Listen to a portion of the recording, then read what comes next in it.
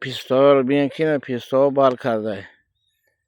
پیستایی که یک ساله ای اکی اسکندر گرفتیم، چند نهال گرفتیم،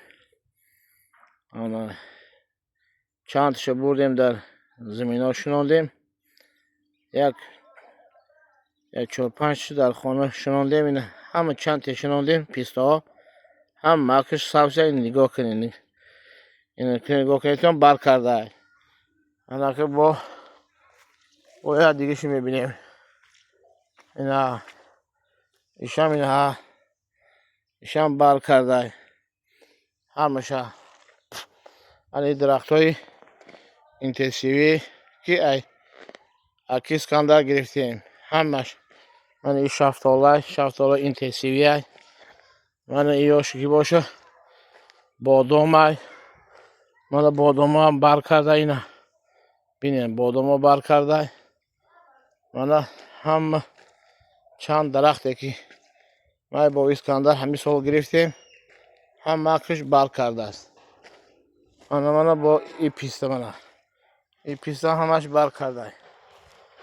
من این درخت های سیبای راج گلاب اینا نگاه کن در ریاد شنوندیم. هم چند تکی شنوندیم اسکندر گرفتگی هم مکش سب شده هم مکش بر کرده. اینا من چیزی که اکی اسکندر درخت هایی که میوه هایی که میبیارد هم مکش میوه های بهترین های.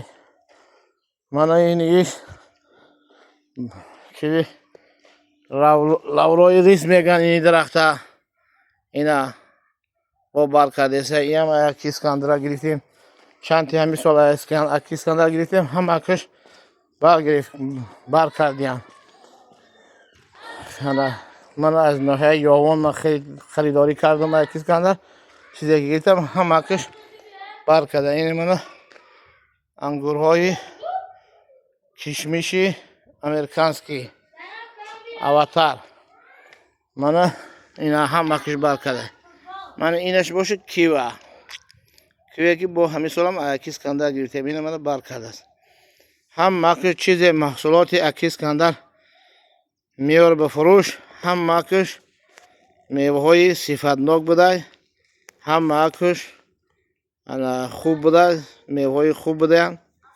از چند نهالی که من همین سال از خریداری کردم یگام تی آنها یعنی که قاق نشده است. هم مکش برکس عمل کرده است.